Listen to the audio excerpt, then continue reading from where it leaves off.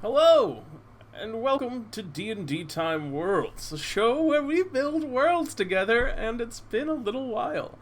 Hello, Shiva, I see you out there hanging. I know we got some other people that are lurking around and getting ready to build some worlds together. And I'm excited to be back. Yeah, it's been a couple weeks. Or I guess more than a couple weeks. It's been over a month, I think.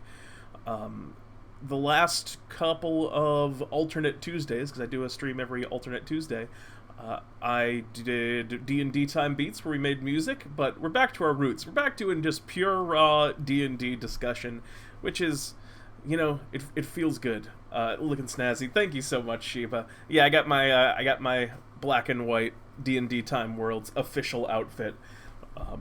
Like if I was a League of Legends character, there would be like regular Pete, which is me with the white shirt and a bow tie, and then there'd be Worlds Pete, which would be me with the black shirt and the white bow tie. Just one of my skins.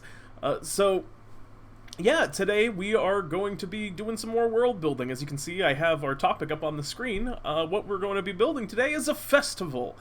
Festivals are really fun, both in real life, I suppose, and in Dungeons and Dragons. And what we're going to be doing for the festival, because in this, the kind of I'm still in what I'm calling Season 2 of DnDTime Worlds. We're not building anything that really connects to each other over multiple weeks, just building kind of singular, modular content, and trying to flesh out one thing that you guys can then later on put within your personal worlds. And what we're going to be doing today is a festival of some kind. And there's, I think, a lot more that can go into that than it initially sounds like. I think the obvious stuff that goes into a festival, you'll think of something like a harvest festival, which is going to have, farmers selling their various wares. There'll be shops. There'll probably be a few games. There'll be, an abundance of food and drink. But you can really, I think, in refining the details, begin to make a festival and the surrounding holidays and the folklore behind the reason that you're having it, or the history behind the reason that you're having it, and really begin to make it interesting. You can also kind of create, I think, a lot of cool adventure hooks that, are encapsulated into a festival and, the holiday that supports it, or whatever the occasion is that supports the festival. So that's what we're going to be talking about today, and I think that's going to be a lot of fun. So as we're moving through, if you guys have ideas, as always, DnDTime Worlds, the best stuff always comes from chat. So if you have any thoughts on how to make our festival that we're going to start building soon better, be sure to speak up and let them be known. And I'll be checking out chat as we go through. And before, actually, I think we dive in proper, I do want to go back. And go over our core D&D Time Worlds philosophy, which I don't remember. It's been so long, I scarcely remember what it was. But let's take a look. Let's take a look at this. So we have a world that tells a story. We're building a world that's meant to be played in some day. So we want to build something that's built for a D&D campaign. That's great. That's a good thing to remember, that everything we're building it not just as being interesting, but being interesting to interact with as a player. Serious-ish, yes, this is another important of our classic DnDTime Worlds tenets. Memes for memes' sake are too much. It's okay if we build stuff that's silly. We just don't want to build stuff that's just ridiculous. I think last time we did DnDTime Worlds, we had a couple of these. I vaguely remember it was like a Pasta Dan who was a troll who served pasta. There was more to him than that. He had a whole mythos, but I would say that was in the category of a meme. And also the little things. And I think today is all going to be about the little things. It's the small details that are going to make whatever festival we come up with interesting. So yeah, let's start talking about it. She was saying, I just want the festival to include costumes or masks or some type of outfit, so there can be a murder in plain sight, and it can make a murder mystery hook. I think that could be a really interesting direction to go. Definitely, I'm 100% with you on the costumes and masks idea, because that also, and I think we'll get into this as we're talking about what's going to make a festival cool and what we want to have in a festival, but I think having a unique aesthetic where the world just feels different on festival day, just like in real life when you're walking down the streets on Christmas and you can or, winter, any kind of winter holiday, but I always think of Christmas when I see all of, like, the Christmas lights on houses, and there's just a different feel to the world because a lot of people are celebrating this holiday. We want to have that kind of vibe. Max Meister, hi Pete, what are we making? A festival! And we're making not just a festival, we're going to be building, some adventures around it and details, but we're also going to be building out, like, the surrounding holiday, and, that's, I think that's something that's going to be very cool. So, yeah, that's what we'll be working on.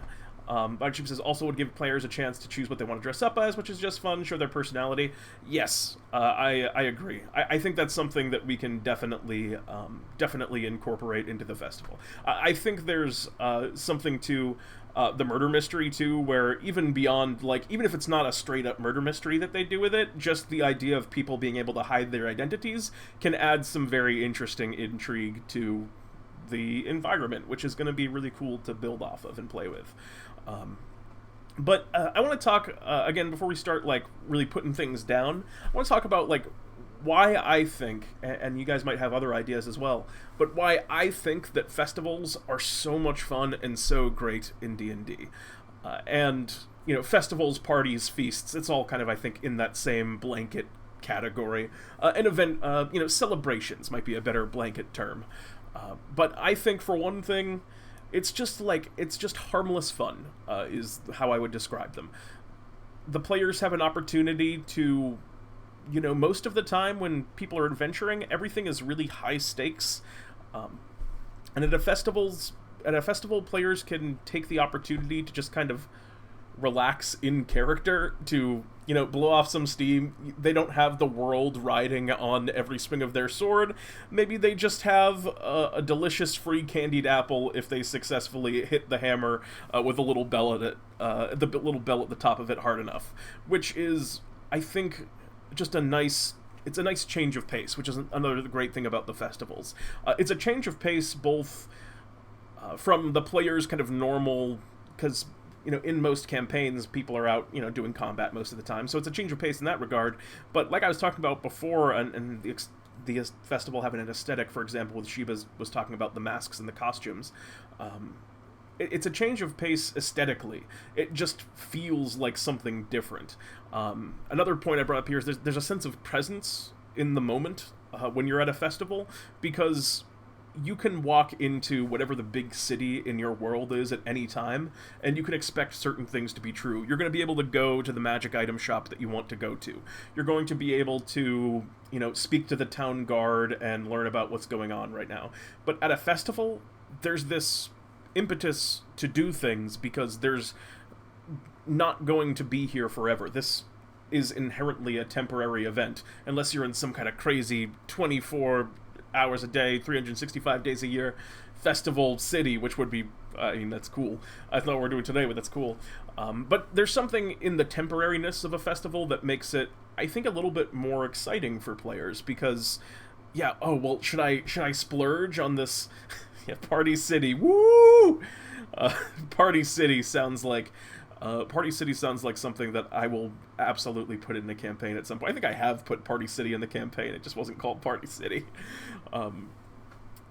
So yeah, what I was getting at was, if players want to interact with things, there's this impetus that, I have to do this now, or I can't do it. If I don't buy this strange kind of unidentified magic item from this creepy back alley dweller who's set up for the festival just for today, I'm never going to have an opportunity to do this again. I can only get this right now in this moment. And that's exciting. That's fun. Even if they make choices to not do some of the things that you've set out, it still creates that, like, what if in your players, which is a healthy thing to... that's a healthy thing to kind of propagate in your players' minds. So that's great. Also, you can use festivals as, like, just a great way to build out your world. If you have, like, a piece of lore and, like, the ancient demon king was arisen on this day, and every year henceforth with the citizens of the olden town did get together and perform the ritual, and the rite of ceremony has continued for 1,000 years. And even though that's, blatant, even though that's blatant exposition, that's justified at a festival because it's part of, like, the ritual of it. Like, V-Buddy's coming. We need a butter festival. A festival only for exotic butters or puppies. I think we're going to go a little bit broader than that, because we want this one to fit into every campaign. But we can make butter a major part of our festival if we want to.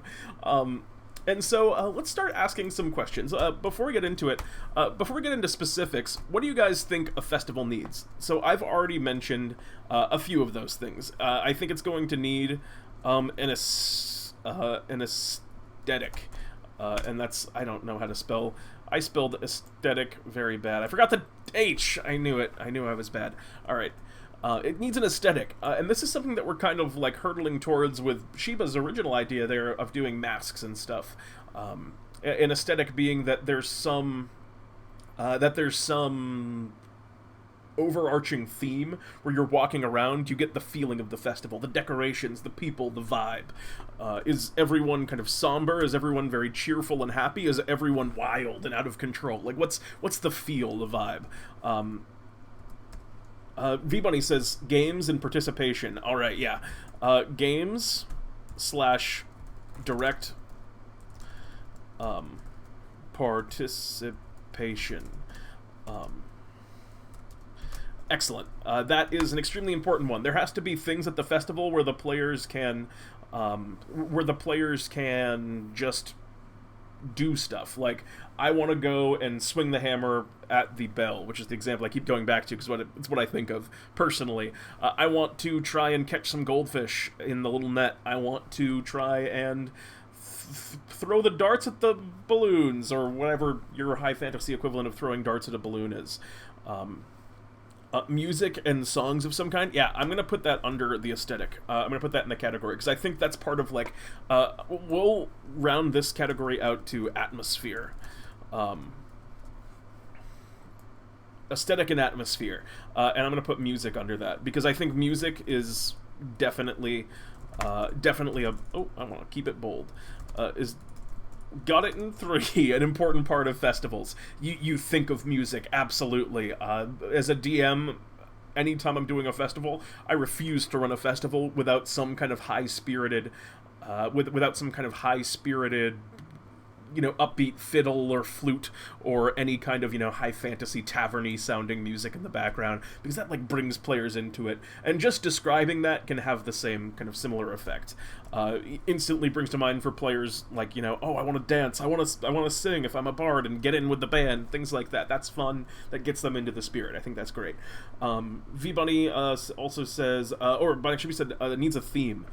Yeah, so I think a theme is important. So we're going to call this history, lore, theme. This is essentially going to be the reason that you're having the festival. This is why there's a festival. And we'll kind of come back to that. That's going to be a big one. That's going to be one of our core things. Games and direct participation. V-Bunny says food. I almost just wrote down your name. I'm going to say this is under the category of what's the word?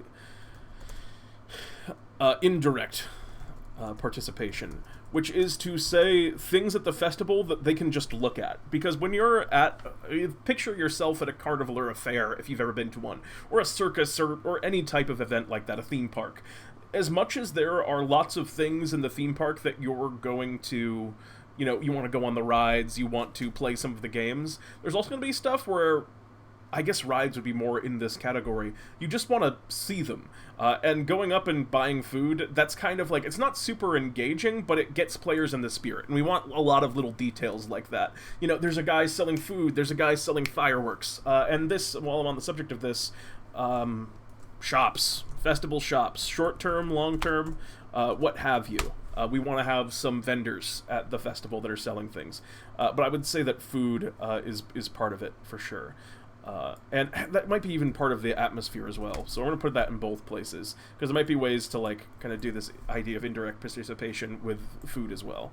So we want food. Yes, of course we want food at our festival, / drink. We gotta have drink.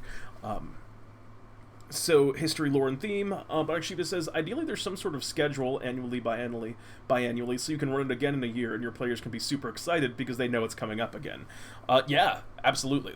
We can put that under timeline. Why not? We can give it its own category. In the case of this, too, like, this is going to be just a completely juxtaposable festival, so ideally, as a DM, you could just take whatever we make today and be like, it happens conveniently when I want it to in the context of my world.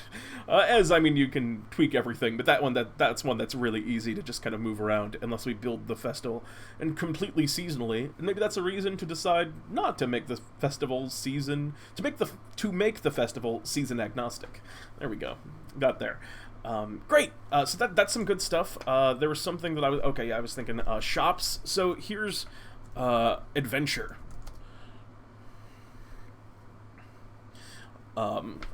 Adventure for sure. We want to have some kind of way for the players, if they have their fun at the festival. One thing, I like to keep the festivals in my own games pretty pure, but having hooks and things to do at the festival that are more than just kind of pointless fun can start to lend a little significance. You can change the tone, change the pace, and kind of keep things interesting within the context of it. And having an adventure that's kind of ready, quote-unquote adventure that's ready within your festival, I think can be interesting. One thing I would like to do, as we're building out our festival, I think a fun way to build our festival, because we're going to kind of put an adventure in it as we're building things up, is I would like to pick a monster type. Be it dragons, or undead, or fae, or fiends, or demons, or I guess celestials, but I think celestials might be tougher because they're more good aligned. I would like to pick some type of, like, overarching enemy type to base our festival around as, like, a building point, so that way we have, like, a general kind of baseline to go around. So, for example, if we picked dragons as the theme for our festival, we can build the history around dragons, we can talk about an ancient dragon that's the reason for the festival and maybe how it was slain or something, and then we can, like, build a story into it that involves dragons. Beasts is a cool idea. Not sure where to put it, but both new and old people coming in from surrounding, excellent. Sheba, very, very good, very good. We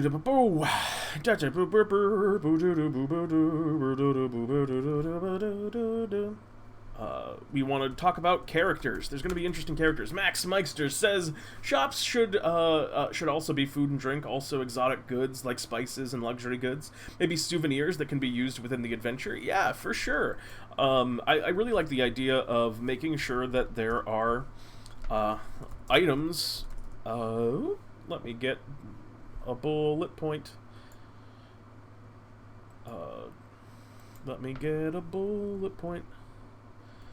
Items that will be relevant in their use while at the festival. Toys, basically. We want there to be toys that they can play with, and that doesn't mean it. I don't mean that literally. I mean more a toy for the player than the character.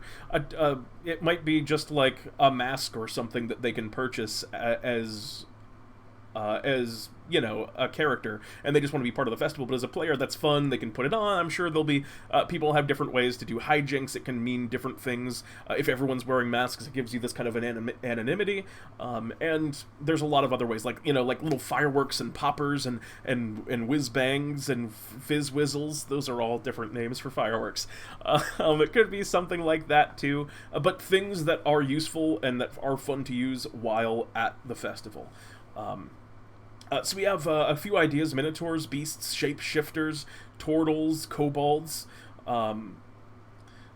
It's the one time of year they gave the kobolds thing so they don't attack the town. Wouldn't they be more afraid of the dragon the kobolds are serving? I'm kind of liking V-Bunny. Just kind of, I don't know if you were feeling it, but I'm really interested in having a beast motif. I think beasts are a theme that we could really begin to play with, and kind of work out a way for like there's something very like old folklore to me about a festival that's meant to like appease the bears in the forest and like or like celebrate the animals. Maybe the town is has a big like hunting game, and it's a time of year where they like that, you know, there's no violence and you're not allowed to like kill on the day or something like that. Or if we're doing more the masks things, maybe it's the day that like people are more in tune with their, you know, their elder selves, and they wear masks that kind of befit an animal that is part of their character. Not like, I don't want to say spirit animal, but just they wear the masks of animals that they're interested in. I think this could... I think Beasts has like a broad enough scope that there's a lot of cool things that we could do with it. Because like things like turtles, for example, it's very specific, just turtles. So sort of like a harvest festival but for hunting. Yeah, I think that's a direction. I don't know if I'm like 100% sold on that, but that's just like, you know, first thought. Also, I just think beasts have a lot of scope. So I like it both the one time of year you don't kill the animals and wearing the masks of the animals you're interested in. Yeah, yeah, we could do both of those things. I think both of those could be cool. You know, and I definitely picture there's something so fun because I think we're sold in terms of our aesthetic. I think we are at this point 100% sold on masks. That's now just part of it. The people that attend this festival wear masks. Or actually, rather than that, a tradition,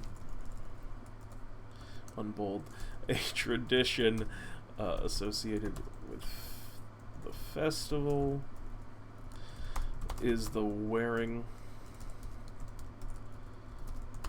of masks in the shape of masks.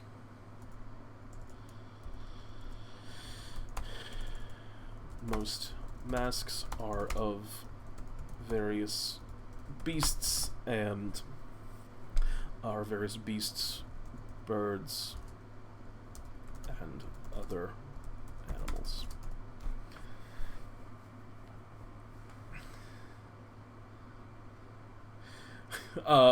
Magical mask seller who is secretly a bear who's wearing a human mask who's turning people into animals with animal masks because it's a lonely bear.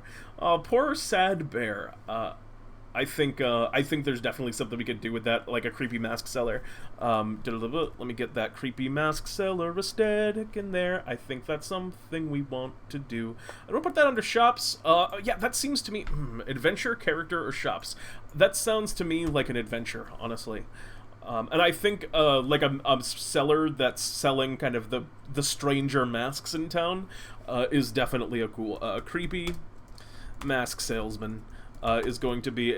I'm picturing... And I assume that everyone's on the same page as me who's ever played Legend of Zelda. I just see that Bionic Sheba just hit that same spot that I did. The moment a creepy mask salesman came up, I immediately thought of Majora's Mask. Legend of Zelda Majora's Mask. Which is fine. If we borrow some inspiration from that, that's what D&D is made of, is borrowing inspiration from cool things, and that Mask Seller is creepy and a very cool part of that game. Something very eldritch about him. Yeah, we're doing masks. Most of the masks are of various bird and animal beast. I like Sheba's comment there. Some festival goers go all out and wear full animal costumes. So let's talk a little bit more, and I think we can start to, now that we have this motif, and then in terms of our theme, we have a couple of ideas here. I'm going to just jot them down so we don't lose any of them. I had recommended the harvest festival for hunting, a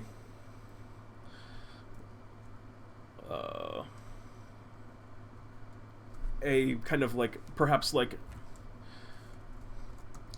a time of tribute for a local goddess of the hunt. That just seems like a, they pray to a particular hunt goddess. That feels right to me. There's very, very traditional, something very traditional about it. They give thanks. It's probably less like, that's the hunt goddess is probably less an important part of it and more just like an overtone where, she's part of the history of it, but nowadays it's not really celebrated like that. It's just almost like a Thanksgiving where they don't hunt. And, nothing like Thanksgiving in terms of the way it's celebrated, just in terms of, like, here on this day we give appreciation. So also now in Food and Drink, because this is a day of no hunting, we have a very interesting, entirely vegetarian menu. Because if there's no killing on this holiday, it makes sense to me that if you're not going to, like, eat meat on the day that you're supposed to, like, kind of respect, animals and nature and not hunt.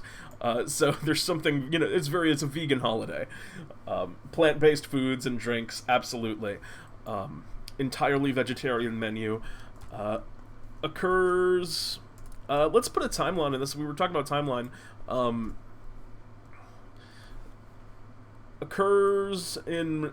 I think, we don't want to narrow it down. I think we can say for certain that this is not a winter festival, because it's going to be entirely based around not hunting, which is something that you would probably have to do in the winter. So if it's going to have, like, an interesting array and really feel alive, it probably is going to be in the spring. This feels like a spring, summer, or fall, but in particularly a spring festival. So I'm going to throw out as an idea here,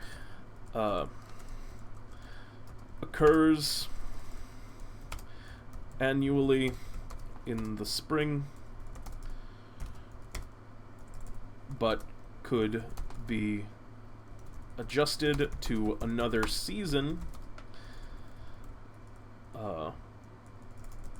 that can support a fresh fruit and vegetable menu. Oh no, I spelt it with an E. A vegetable. Alright. What other stuff do we have here? V-Money says you can eat fish, though. First full moon of summer, maybe first full moon of spring. Yeah, that's very holiday.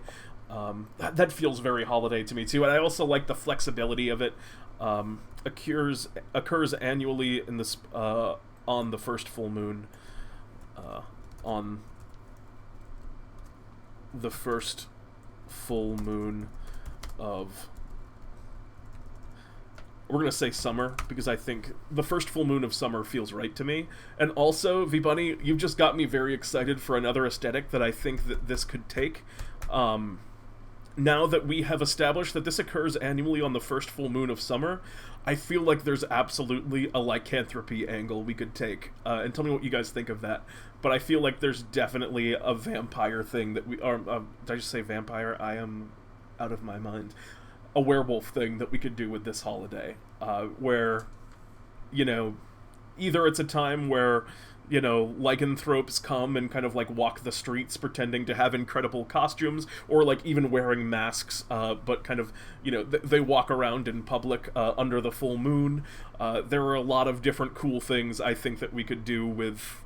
there are a lot of cool things I think we could do with lycanthropy while encompassing beasts, and also kind of doing this, like, hunt festival. Yeah, you could throw lycanthropy in there as part of the adventure hook, for sure. The dressing up all started to hide the identities of the lycanthropos transforming. Roger Twy, welcome. It is good to see you. Yes, it is Festivus, but only for us, not for the rest of us, just for this group. Excellento! We're building a festival. So I'm just gonna put in the festival. I'm just gonna put in the festival history. Bold. Werewolves? Actually, let's broaden it. Lycanthropes?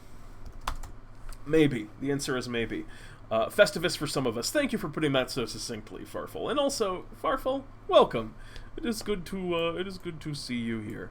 All right. Oop, oop, oop. Cool. So we have, I think we're starting to, like, I really like the direction that this is moving. This is feeling really cool to me. So I really think we just need, like, one kind of core point to decide one thing about the history of this festival that will unify everything. So it's a harvest. We know it's like a hunting festival, and it involves were creatures and things like that. Maybe it's almost like I like the idea that the reason it's a hunting festival is because, like, in the old days, this was the lycanthropes. This was their "we're going to hunt and go out and destroy everything" festival. We're going to just, like, and so the humans were like, oh well, this is the day that we will stay inside and not hunt, and that's kind of where the lore of it came up. And over time, it was kind of distorted into, oh, we just don't hunt on this day because it's like a respect thing for nature. But really, it kind of began as, you know, fear this night, which I think is a cool aesthetic. And that's the kind of history that begins to turn a festival into an adventure. There needs to be a magic dude selling animal summoning gems and scrolls that lets you cast conjure animals once. I like the idea of that, but bad. Like, there's a dude selling like a worse version of conjure animals. Oh, hold on a second. We're gonna make this shop right now.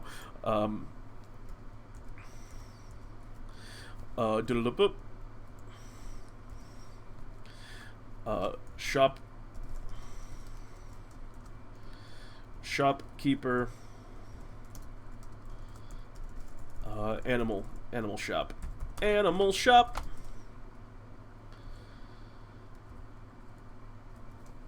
Selling cheap conjure animal scrolls that conjure one animal of CR 0 to kids. I love the idea of, like, oh, we're at the animal festival, I want a cow! And then just, and it can be anything, you know, they can summon, like, a little lion that, you know, it looks, oh, screen changed to intro. I don't think it should have, but what about now? Am I back? Tell me if I'm back. Ivlon, you did not get here at the start. You got here half an hour in. We're building a festival. I messed up the screen.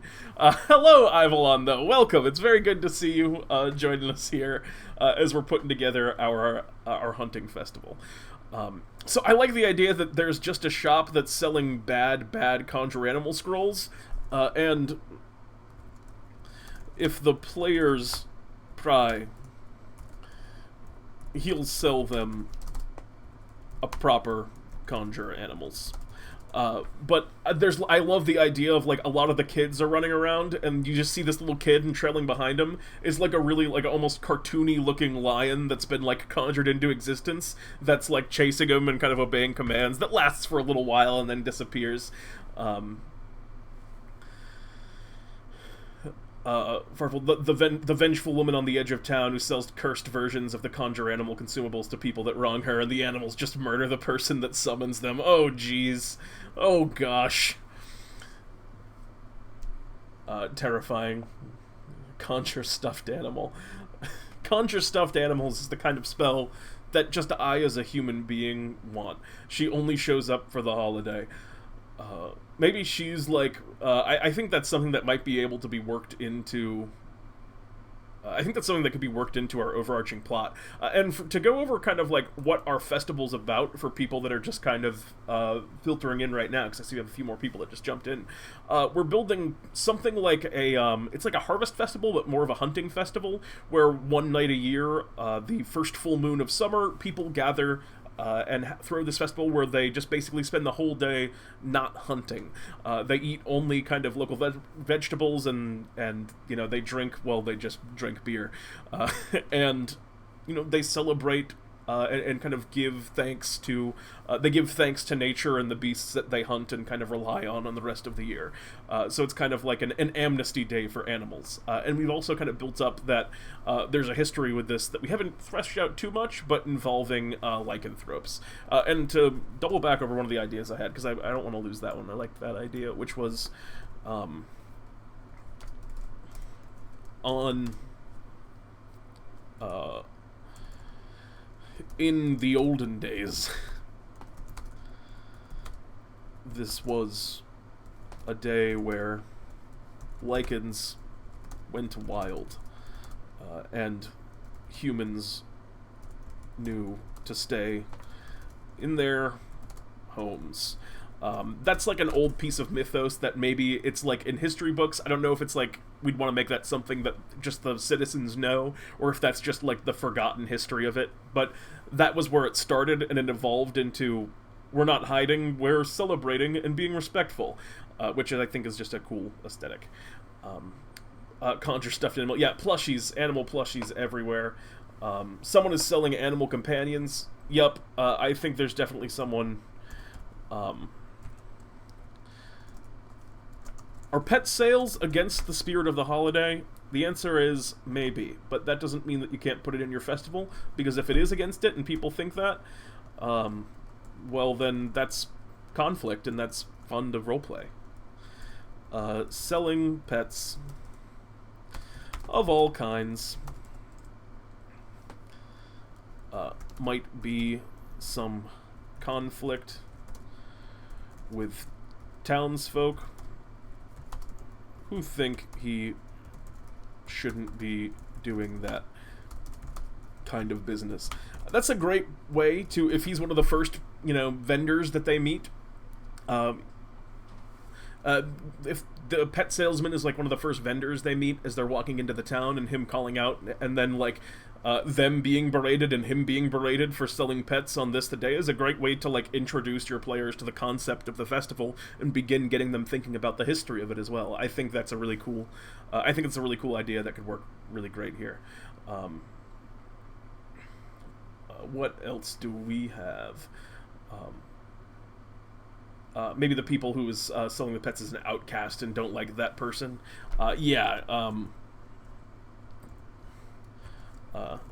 Disliked by locals. Maybe is also local. Just everyone hates Derek. Derek's always out there selling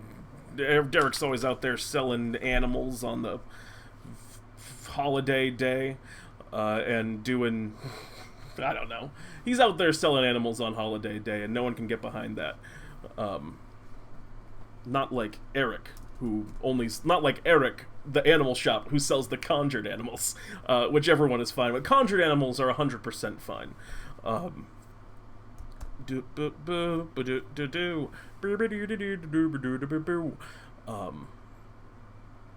Alright, cool. That's a couple of cool shops that we're kind of working in the direction of. We don't have too many fine details, but we don't need too many fine details. Like, as long as, if you have the idea in your mind as a DM, at least for me, if I know, like, oh yeah, there's going to be an animal shop that does conjured animals, a lot of that you can just improvise on the fly and give the power of those conjured animal scrolls. Just have them do exactly what you want them to do in the moment.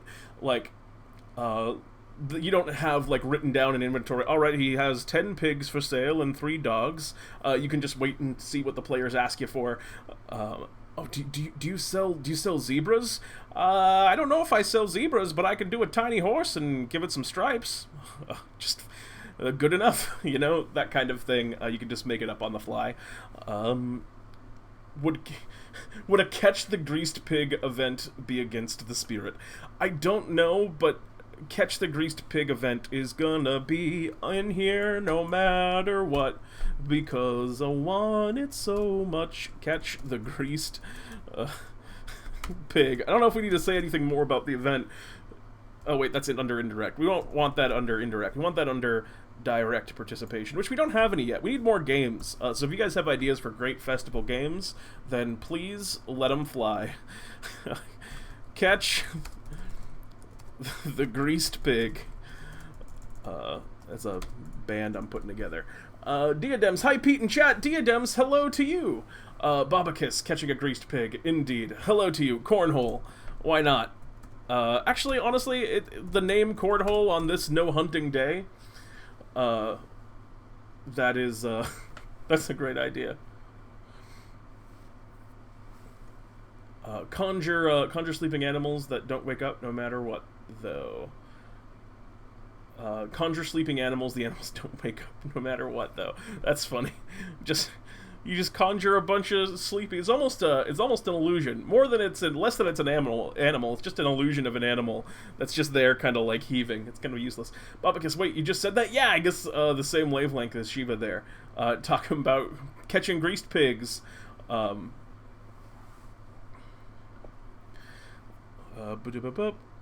also welcome.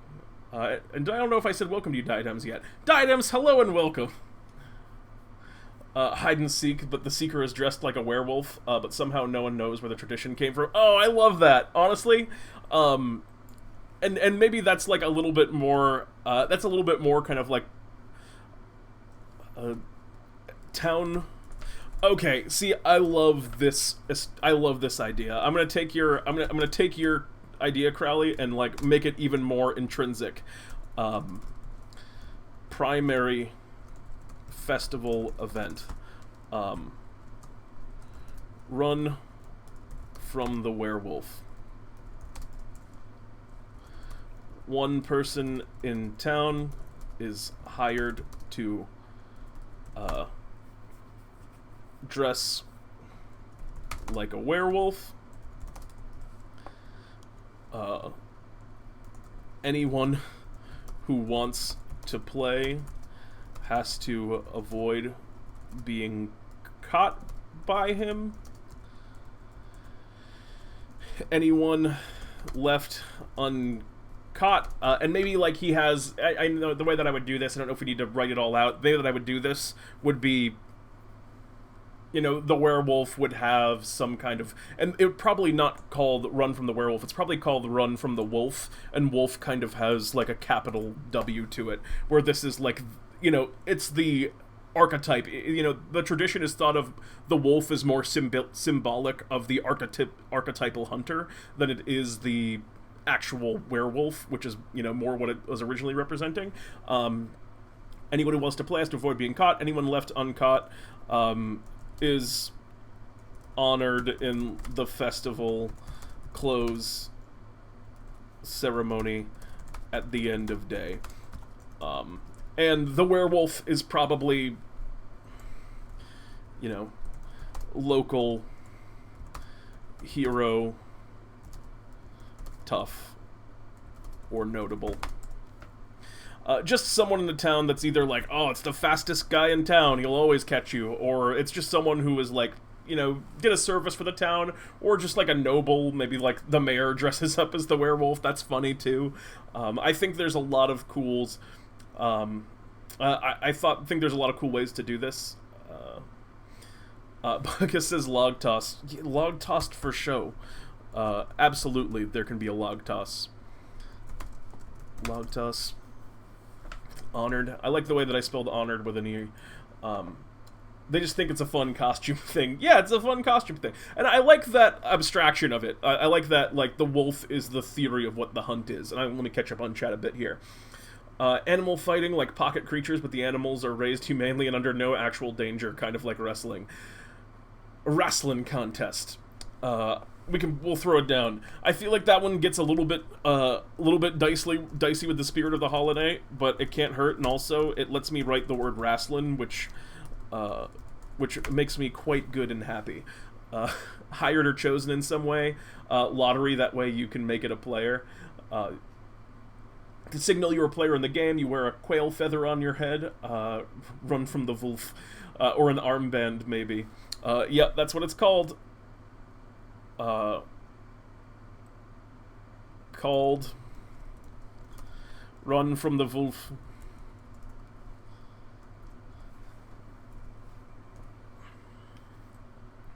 We're gonna bold that so we know that it's what's called. Or an armband. Yeah, I think that's definitely something that would work.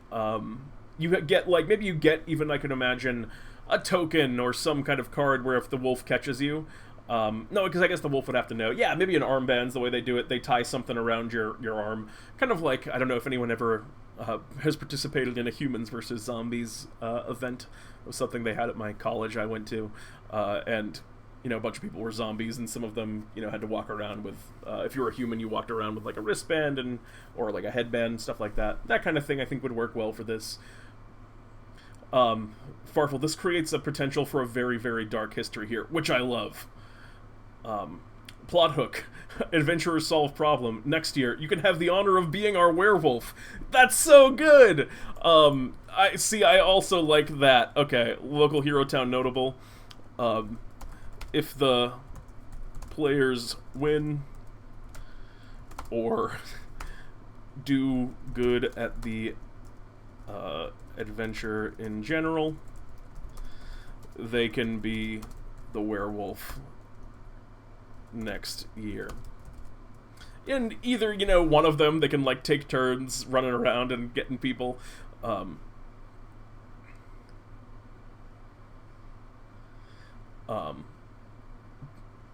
Definitely a drinking contest. I feel like drinking contest, in parentheses, unofficial, happening frequently. Because I feel like on this holiday of no meat, a lot of people are going to be like, oh, I can't eat venison and beef. I guess I'll just drink all day. I feel like this is a heavy drinking holiday. Heavy drinking holiday for people bummed out about the lack of meat.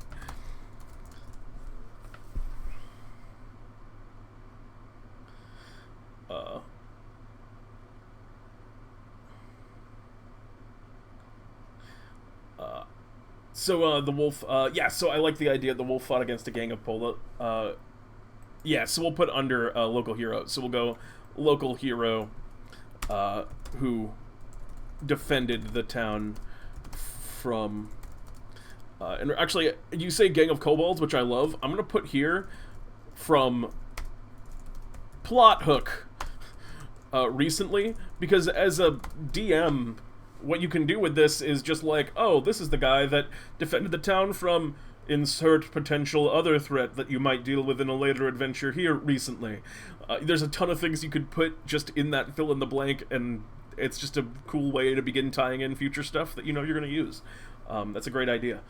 It's a great idea, Bunny. The player's return is... Oh, wait, Farfel was saying, I like the idea that the savvy adventurers show up and immediately connect the dots and don't know how to break it to the town that this seemingly harmless, fun game has some messed up background. Yeah, that's fun. That's definitely fun. And there's also, like, the question, do they tell the town that it has some messed up background? I think at first they probably don't. They probably don't. And then once something kind of bad starts to happen within the town and things start to pop off, I think that's the point at which they might begin... I think that's the point at which that might be the shift. Like, oh no, we gotta talk about this, because obviously the fact that there's werewolves showing up now on this weird werewolf holiday that they don't realize is a werewolf holiday, we gotta talk to the mayor. And that's fun, that's interesting. Players return as level 15 monsters, like we're gonna be catching today, those poor villagers. Just, I picture like they come back at level 20 because it's like a year later, and most games players level up really fast. I just picture them coming back and being like, the wizard, alright, I wish all of the players I need to catch were the characters I need to catch were right in front of me, here, and caught. And they all just, alright, you did it. Great event. What a waste of a wish, but I love it anyway. A monk as the wolf would be terrifying. True fear, yeah. That's excellent.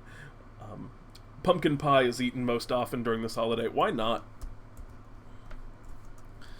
Pumpkin pie. If we're in the summer, I think we actually can't. Pumpkin pie. We can just do it anyway. Squash pies in general, those are good. An archery archery event or time stop, just the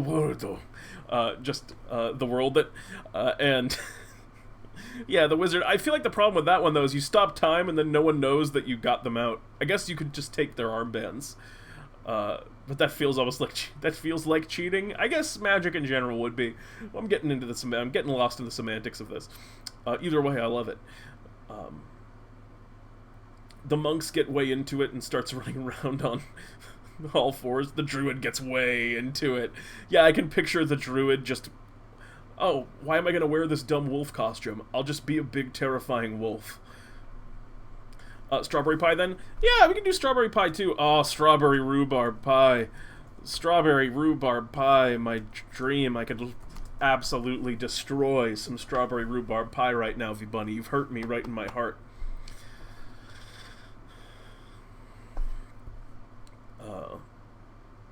Alright, what else do we want? What other kind of, like, what's, like, a fun attraction? So we don't have much in this category of indirect participation. We've talked a little bit about the food and drink. What other just kind of attractions are there? What is there to look at in the town? What's interesting in the festival? We haven't talked about a flump squishing contest.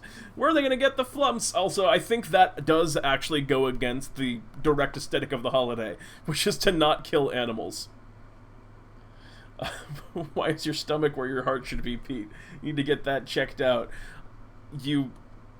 I'm telling you, V-Bunny, I just want that pie is the answer. It's the pie that done did it to me. We haven't talked about music as well. I guess just music. You know, there is some. I can't think of anything that comes to mind that would be like the type of song that one would hear.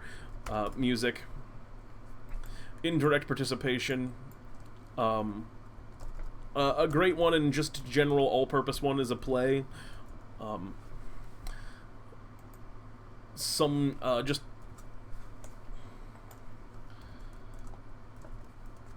some type of theatrical representation of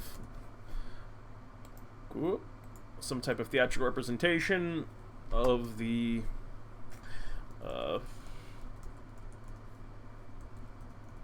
festival's history. This is just another, like, let's learn about the festival kind of thing, where if the players are interested in it and they walk by, like the theater troupe, you can go in, you can describe, do a little bit of the dialogue of the play, give them some background on what the festival's about, let them learn about it through this history play. Exactly. Historical play. And that'll just give them the up to speed if you're not doing it in that other way. There was another good intro that we had before, and that was with the animals guy, the selling pets guy.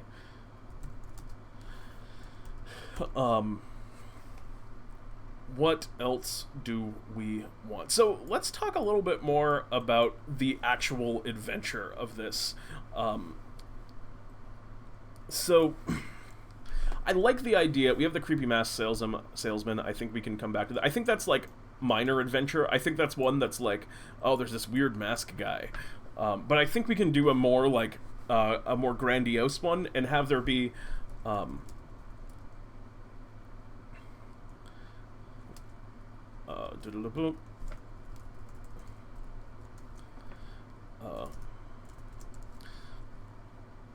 lycanthropes walking among the town.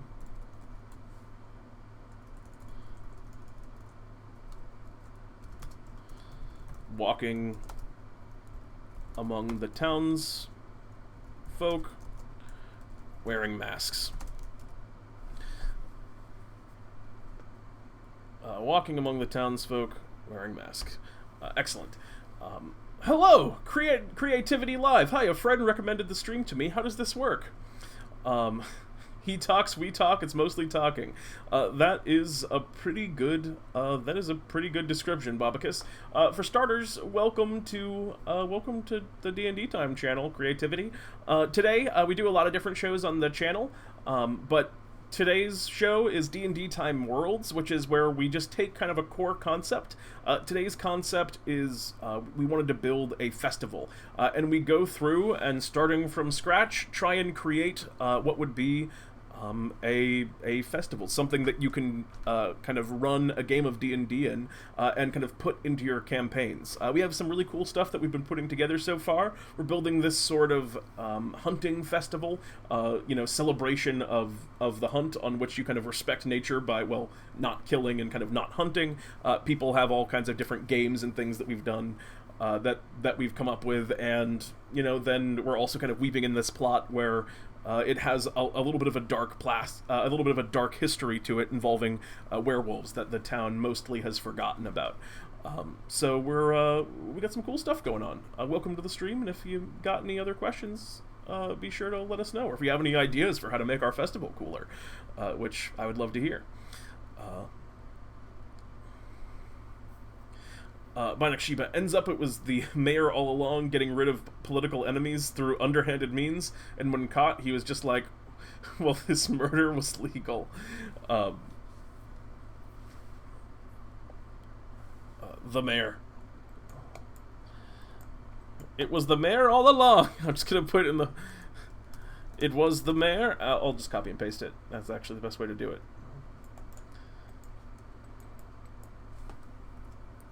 A very Scooby-Doo ending there. Mayor Hawthorne. I think Mayor Hawthorne's a person. That sounds like a person. Who is Mayor Hawthorne?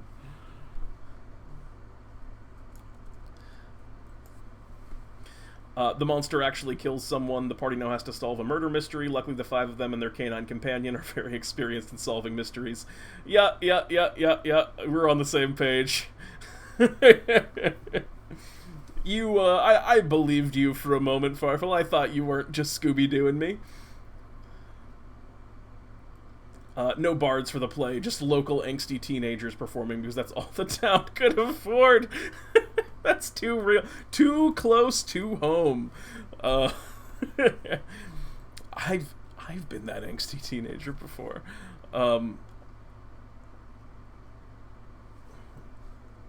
Okay. Stop copying chat before chat happens. I don't know what that means. Oh yes, you mean the Scooby-Doo? Yeah, I don't know if you've ever seen the hit motion picture starring Nicolas Cage Next, but I have that superpower. It's a great film, and by a great film, I mean it's not a very good movie. Where was our music? I love that so much, V-Bunny. I love that so much. All right, I think we're moving in a cool place on this festival. We're gonna come back, and when we come back, think about it a little bit. I'll think about it as well while I'm taking a little bit of a break here. But I think the one area that we haven't touched on at all, we can go into a little bit deeper on what our adventure is going to be like and what's going to happen. But we can also just put in some interesting characters and some cool people for them to run into at the festival and have the chance to interact with, because that's gonna be fun. So when we get back, let's stock our festival with some really interesting NPCs. So I will see you in about 5 minutes, y'all. Goodbye for now.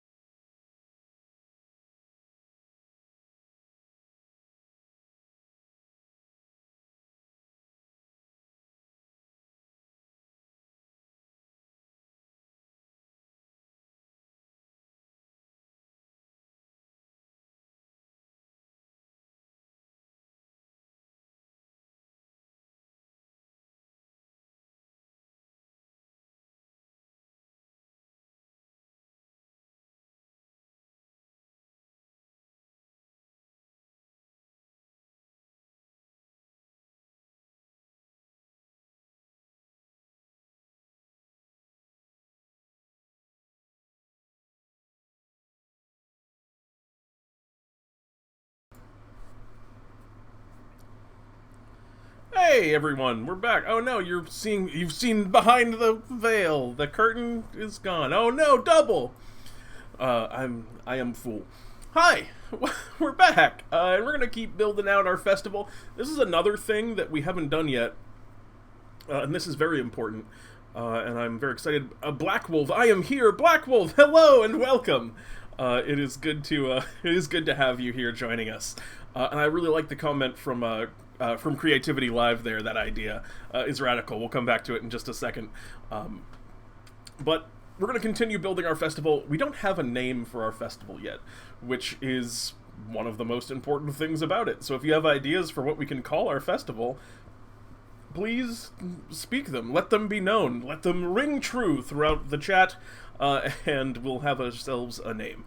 So, for starters, DnDTime, could you read my paragraph comment? Yeah, I was just actually about to. I liked that one.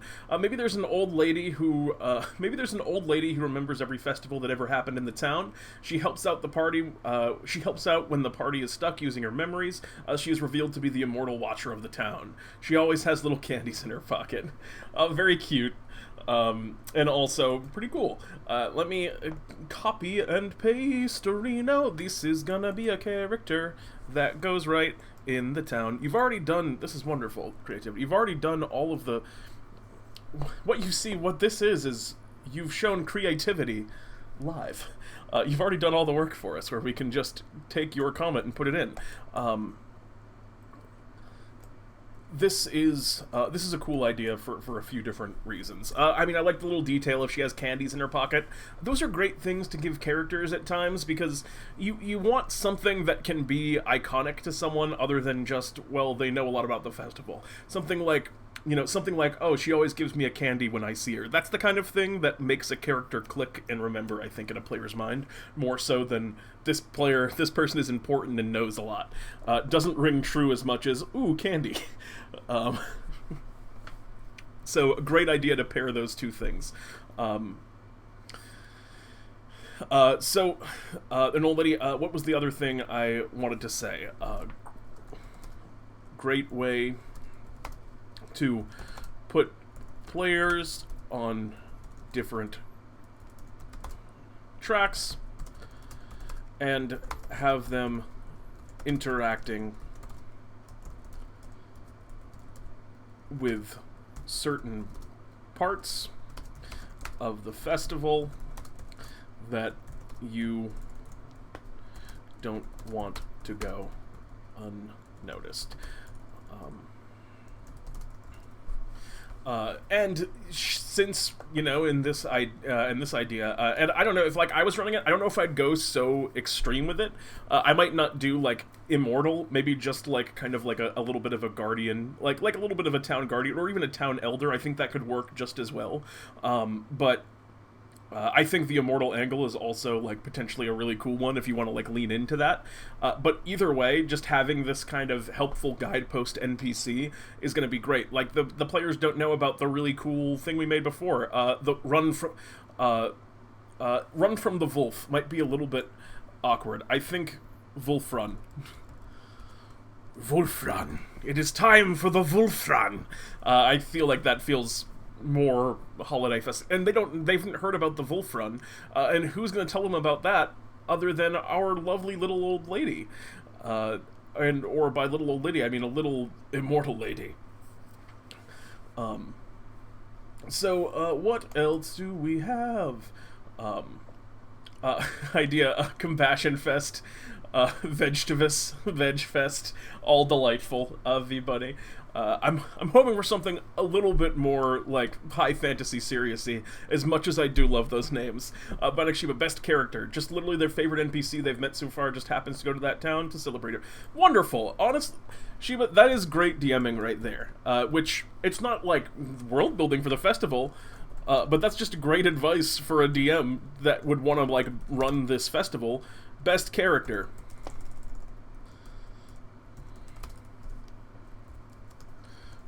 Put the player's favorite NPC at the festival. They're there celebrating. a couple of known NPCs attending could work. You could do more, like, just as you might have their favorite NPC, you could also have their least favorite NPC is just as interesting a story, and sometimes, like, those things are in a lot of ways equally fun. When they run into their best NPCs, they're like, oh, it's this guy, we gotta go over and talk to him and buy him a drink and see what he's up to and what he's doing here. In the same vein, when they see their most hated NPC, it's instantly gonna be like, oh, it's this guy. Let's absolutely torment him at this festival. Let's get him a mask that looks like a butt. I don't know, that's the worst thing I could think of. I'm sure you as players can think of meaner things to do to insert terrible NPC name here. Binding Shuba puts the caveat, as long as their favorite NPC is a person at least, and not like a donkey. But who would have a donkey as their favorite NPC? That's just silly for anyone unfamiliar with this meta-knowledge that is being thrown out. Bionic Shiba is just tossing some shade over at Farfel13. Black Wolf says, oh, okay, well, I'm not sure what that was a reference to, but I assume, regardless, you've said it. V-Bunny, maybe the local teens are the ones who are really good at solving mysteries and have a mastiff compare. Those could be the reoccurring NPCs. Stop trying to put Scooby-Doo in my festival. I love it so much, but I won't have it. Matty Morgs is here. Matty, welcome. It's wonderful to have you joining us on this Worlds evening. It's so good to be back in Worlds. V-Bunny, do you know the angsty ones who are telling the history play? All right, we'll put it... there's always at least one... there's always at least one, the angsty kids who are doing... I thought the angsty kids were just the musicians. There's always at least one full straight-on meme, and I guess this is this week's. Here at DnDTime, when we have a straight-up meme that goes into our world building, we put it in red. The angsty teens are basically Scooby-Doo and the crew. It's in there. I've put it in. The meme is in. You can ask no more of me than this.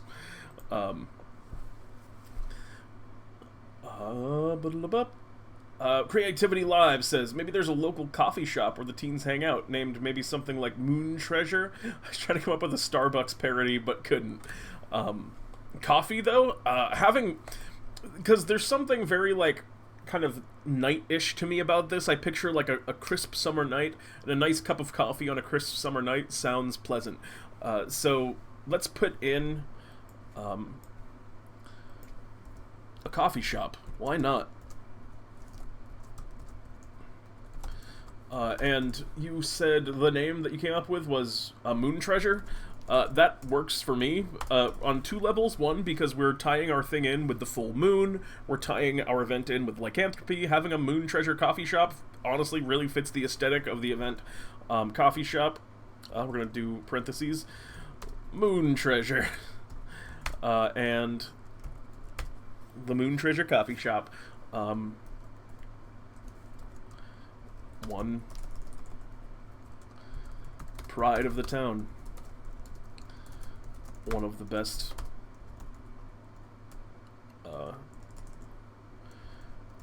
roasts. One of the... It's a damn fine cup of coffee. Roast one of the best cups of coffee in the world. Just like... That seems like the kind of thing that's low-key enough that it's not unreasonable that, like, a small random town might have the best coffee shop. Like, that seems completely feasible. I'm sure that exists in the world. I guarantee you, all the best coffee shops I've ever been to have been things like Moon Treasure, where they're just randomly on, like, a little side street in a little cafe.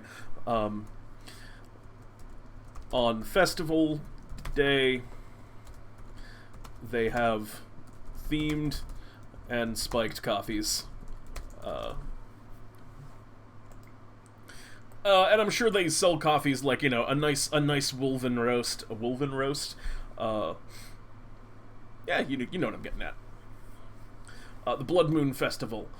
Uh, I see that exchange. I knew that Farfel would go by without... I know Farfel would not pass on that donkey comment without some retaliation, and there it is. The Blood Moon Festival. I like the Blood Moon Festival. It's a little... it seems a little bit dark. It might, like, put the players in the mindset that things are maybe a little bit darker than they seem, a little bit to begin with, but I think that's a really strong starting name, and it's definitely like in the category. If we're gonna do if we're gonna do it the twist ending, or maybe we want to just go more direct, because that's also like I think a cool angle to take this. It's a misnomer. It's a happy festival. It has a creepy name. I think the problem is we've built a creepy festival that has a happy like veneer over it with all the animal masks and everything. It's a misnomer. I love the idea though of just welcome to the reapening. Welcome to the Death Reap. It's the annual festival that we have every year where we like pet puppies and tell each other how much we love each other. That's just a really funny idea. Farfel 13, they can play that song, The Witch's Ghost, from that one Scooby-Doo movie. We're not back on Scooby-Doo. Funny, I got the name to the festival. Dolch.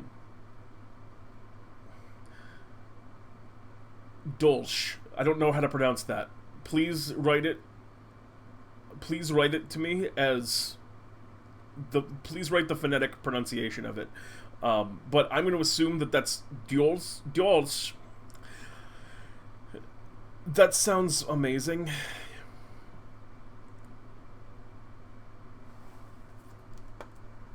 That sounds really good. A Dolch. I'm very into... See, here's what we're gonna do. And I love this. We've gotten it. We've all rounded it back in. I don't know how to do. Is that an umlaut over the O there? What do you call the two dots? I do not know. Wait. Oh, I gotta paste without the formatting. Like, someone who's been doing this. It's Diolch, and then it's Diolch is the name of the holiday. And then Blood Moon Festival. In the Elder Tongue, it's just called Dolch, which is just the name of the festival. Oh, it's Dolch. It's Dolce. I don't know. I'm gonna keep butchering this pronunciation. Oh, it's Dolce today, which is the Hun Festival. No one remembers that means it's the Blood Moon Festival. This is perfect. I love it. We now have our name. This is absolutely delightful. Everything has come together in this moment to blend into the perfect possible name for this festival. So let's come up with some more. Come up with some more kind of NPCs that might pop up around the festival. What don't we have yet? We have. Let's talk a little bit about the wolf. The wolf. Hero of the town that defeated Bold Plot Hook before. We already know that about him. I think in terms of a name, I mean, I guess we don't really need to name anyone. She goes really easy on kids. It frustrates competitive adults. Competitive adults that are trying to win. What else can we put on her? Is a monk and runs on... this was an idea from Crowley before that I loved. Is a monk and runs on all fours in the costume. Moving at an alarming wolf-like speed. That's I think that's pretty fun. That's it. I just think that's really fun. If the wolf actually moves something like a wolf. Character, we haven't played around with our creepy mask salesman so much. Fey Trickster. We know that we want to have a creepy mask salesman. Fey Trickster. His masks are cheap and very simple. If you are still wearing the mask when the moon goes down, you find yourself waking up transformed into the animal whose mask you chose. So I imagine the masks from this guy are like really kind of like simple and straightforward. I think the vibe for him is going to be I think the vibe for this person is going to be very obviously creepy, and there's going to be something about him that like puts the players off immediately. And you know, he's giving out masks, and his masks are of like a lower quality than a lot of them. They're just kind of simple wooden. Maybe if the players maybe if the players like really do research into it, they buy one, they find out that yeah, there is some kind of light touch of magic on it, but you're not sure what it is. And then, you know, his kind of work is reaped the next day when a bunch of the people in the town kind of wake up as animals, which is interesting and kind of extends the adventure of the festival, extends the adventure beyond the festival. Hunting this mask seller down and reversing the curse may be a quest line to come out of this event. Alright, so let me catch up and chat a little bit. Local homeless man who just loves to give toys to children, spends all his time making these fantastic artistic creations, but wants no monetary compensation for them. We'll put this under shops, and we'll call it Toy Giver. Boop. Makes toys to give to children.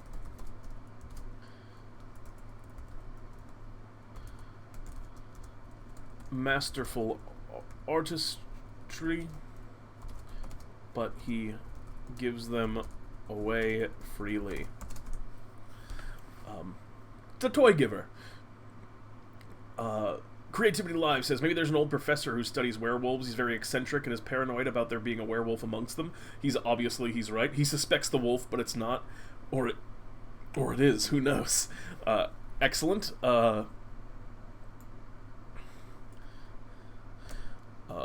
So wait, let's go under characters.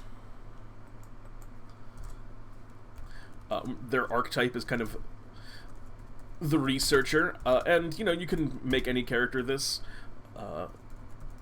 Believes lichens to be at festival. Thinks it's the wolf, but it isn't.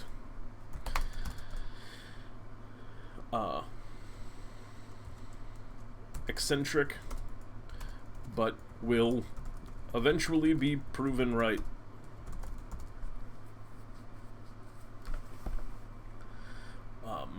And I think, like, the end game of this, the whole... there's a lycanthrope in the town. I think that adventure is very simple. I think the lycanthrope is just using the situation to hunt. Using the situation to hunt. Hide and seek style murder mystery if the players decide to follow the thread. And this is something to kind of do, like, there are definitely times where I run a festival and I don't want to put something in it like this kind of lycanthrope adventure. I want to just have it be purely a festival and just fun and games and kind of relaxing.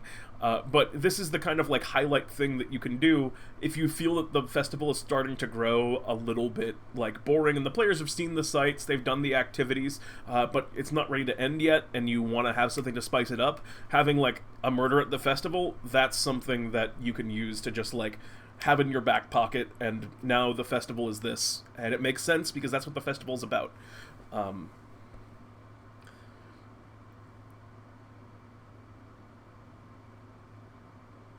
If you throw in all these characters, you get the idea that this town is down on its luck of late because of insert plot hook here. Yes, excellent, V-Bunny. Very good tie-in there. Because all of these people are a little bit, yeah, definitely. I think, and this is something that we've kind of accidentally created here, and V-Bunny, thank you for pointing that out. Poverty.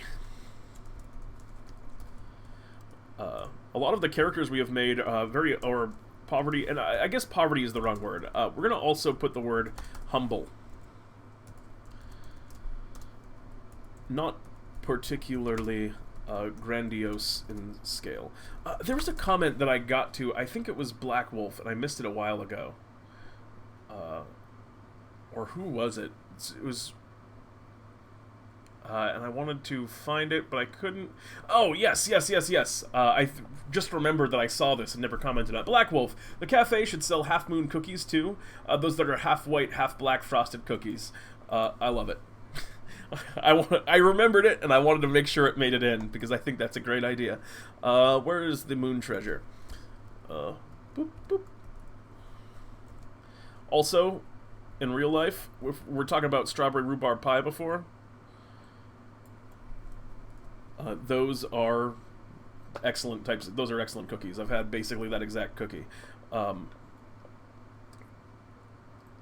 cafe could sell Half Moon cookies, too.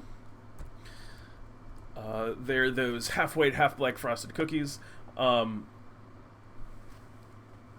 Shiba says, smart enough to only sell to tourists from outside of the town. Yes, I can definitely see that. Black Wolf, oh yeah, you were bringing up, I didn't even need to go back, you just brought it up again. The Half Moon cookies leading up to the festival, and the week before they're full black, but the closer Dulce it gets, the more full the moon on the cookies gets until the day of. They are sold fully red iced, and they are a treat for children, but loved by everyone. Oh, that's really cool. That's like if the players get there a day early, they'll feel that. Like, that's the kind of lore. That's the kind of lore that, like, the players might not see it, but having that in the back of your mind, and having that be, like, a throwaway detail that you can have an NPC go, makes your world feel really full.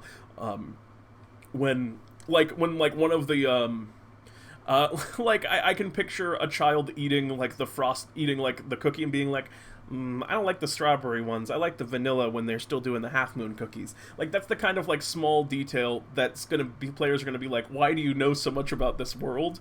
And you as a DM are gonna kind of sit there and lean back in your chair and just be like, it just comes naturally to me, and you're gonna feel a little bit smug. That's an awesome idea.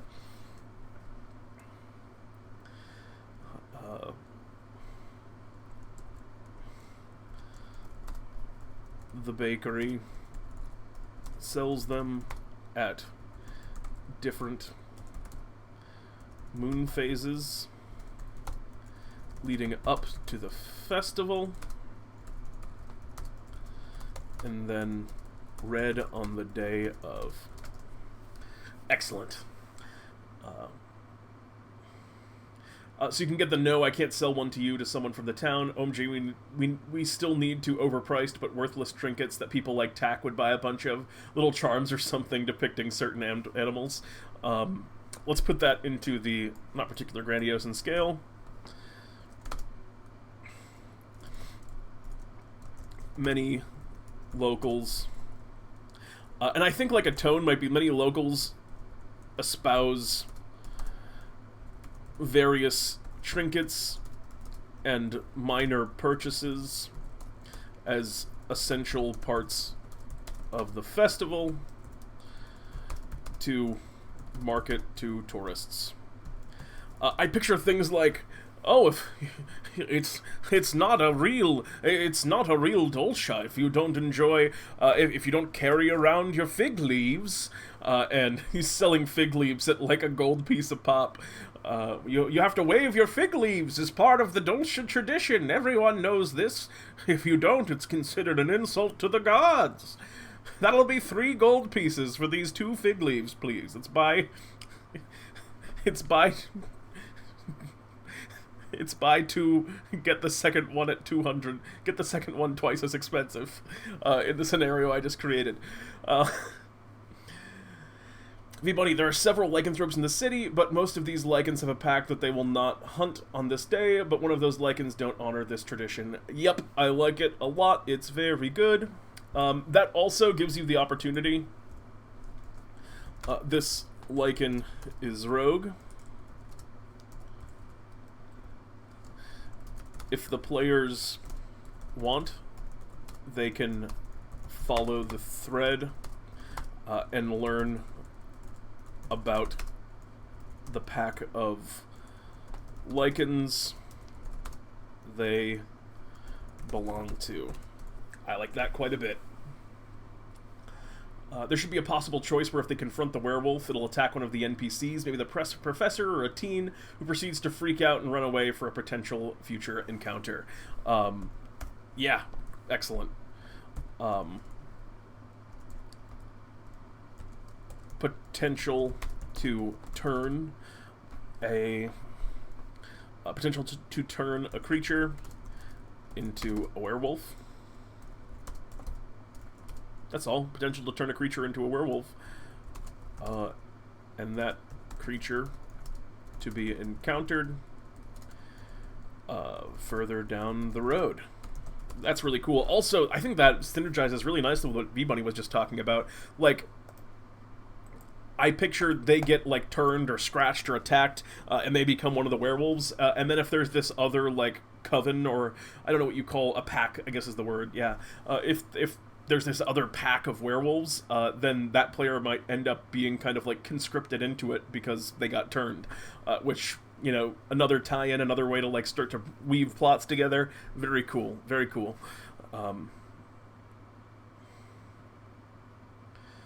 Yes, a blind shopkeeper and her husband would be nice and inclusive and could be done respectfully. Yeah, I mean, just make a blind character, a blind shopkeeper and her husband. Maybe we can make them the, I don't know. We could probably just put that on a shop we already have. Maybe that's the toy giver. Blind man. Makes toys to give their cheerful. Masterful artistry, but he gives them away freely.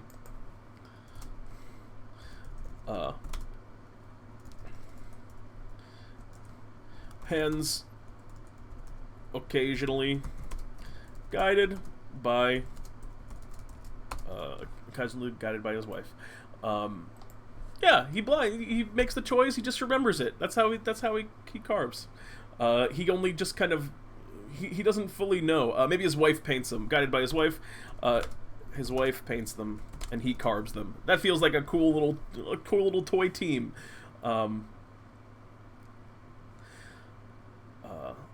Oh, there could be a local head of the guard who hates lycans with a passion. He's essentially the town racist, but with werewolves. Will confront the werewolves if they show themselves. Yeah, and that almost, like, I feel like with the tone of it, that character would almost come across as, like, a conspiracy theorist. Like, I'm telling you, the werewolves are real. And we'll put this... the guard... Oh, nope. The guard captain. And I think I can summarize this character with, I'm telling ya, the werewolves are real. And now we know exactly what this character is. He's gonna be suspicious, he's gonna be, you know, bad, he's not going to be forgiving if one shows up. He's gonna assume, even if there's the one evil of them, he's gonna assume that all of them are evil. I think that I at least now know that from just that sentence. And then you have these adventurers waving these fig leaves alone, which is excellent. If you can get your players to buy fig leaves and wave them around in the air, you as a GM are doing a good job. Because your players, like, a lot of the time, like, me as a player, if I saw that coming and I was playing, Bionic Shiba says, if I was playing TAC, would buy something worthless, I would. Even if I knew that it was, like, worthless and I was being scammed, I would lean into it and just get scammed, because I think that's really funny. And that's just, like, a funny thing to do. I can picture a player really leaning into the fig leaf thing, and going up to, like, locals and being like, "I have my fig leaf here. I believe that means 1,000 years of peace, good sir, to you." And, like, holding it up in front of him, expecting a response. Very fun, very fun. Turning a wolf into a werewolf would be making a wolf were. If a wolf is a werewolf and wolf were wolf, I feel like there's a oh, how much wood would a woodchuck chuck if a woodchuck could chuck wood somewhere in there? Please let me know if you come up with it. Think Wolf's Reign, where there are wolves that turn into humans, which with wolf attributes, instead of humans that turn into wolves with human attributes. A wolf were. I like the term wolf were. I've never heard that before. The guard captain lost his child by the werewolf. See, I don't want to go that... Oh, wait. Okay, yeah, see, you know what? Never mind. I changed my mind. I was about to say no, but we're going to yes-and this. The guard captain lost his child.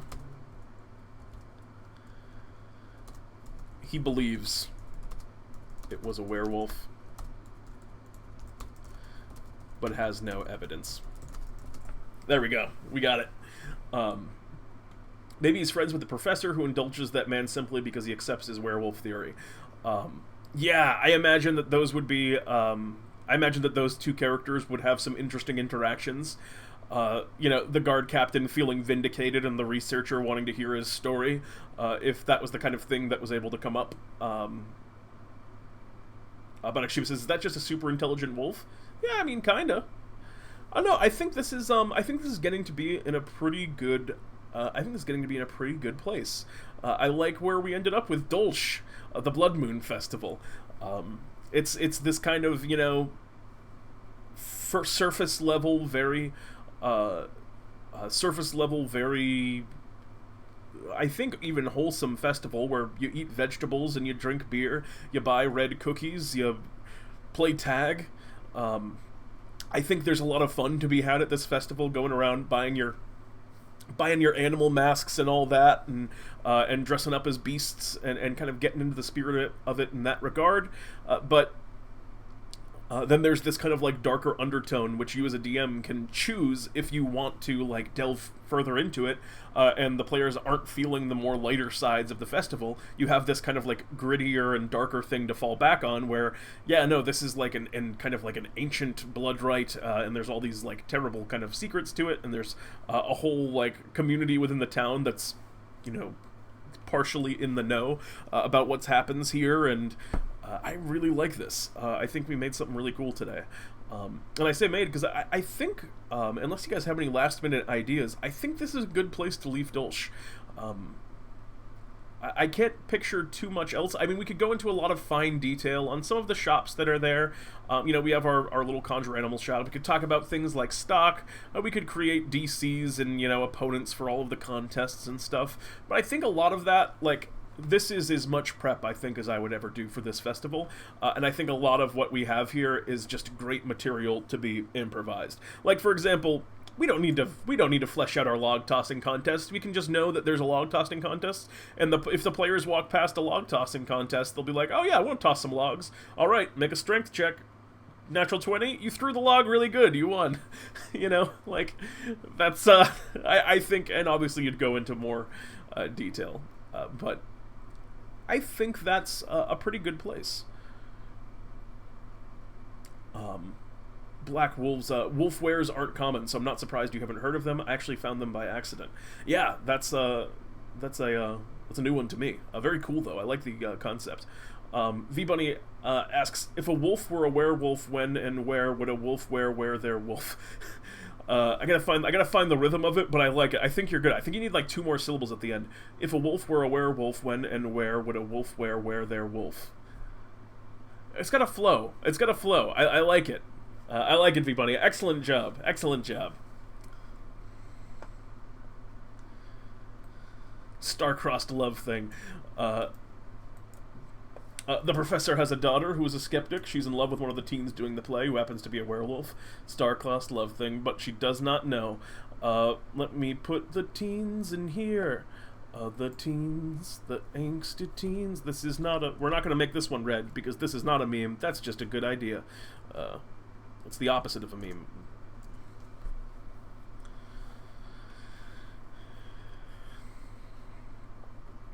And cool. I think that's a fun last detail to put on, and I think with this, I think we're gonna call... We fell in love with our angsty teens. Isn't that always the way, V-Bunny? Isn't that always the way? Our Scooby-Doos, our Scooby-Doo and the Mystery Machine and the whole bunch always end up stealing the show at the end of the day.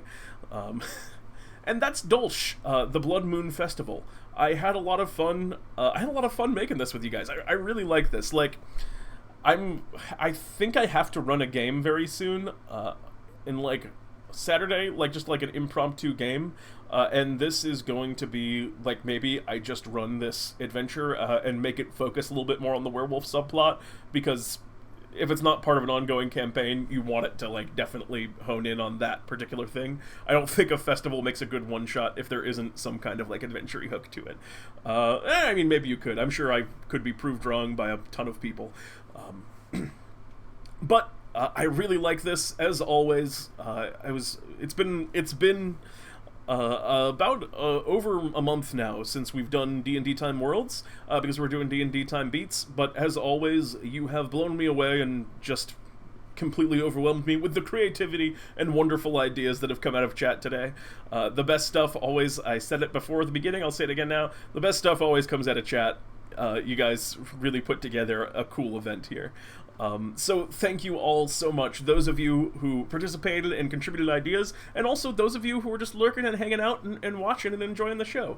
I really appreciate everyone coming, talking about D&D with us, indulging in some creativity here, and that was a lot of fun. Before I go for the night, a couple of quick DnDTime related announcements. As I think a lot of you are aware, our schedule is a little bit funky right now. Coming up tomorrow, though, I can say with absolute, it's going to be regular DnDTime talks. Tomorrow at 9:30 Eastern Standard Time, 6:30 Pacific Standard Time. We're doing DnDTime Talks. It's a show where myself and my partner here in DnDTime, Jeremy, talk about various just D&D related topics, and tomorrow we're going to be kind of reviewing and going over the new book that just came out. I have it right here, and basically I'm going to be cramming a whole bunch of this tonight to get ready for tomorrow. Ghosts of Saltmarsh, it is out. I'm really excited to read the water combat rules, and we're going to be talking all about that tomorrow. So that should be a lot of fun, so make sure you tune into that if you can. On Friday, there is no regular Pete and Jeremy's D&D time. It's going to be off this week.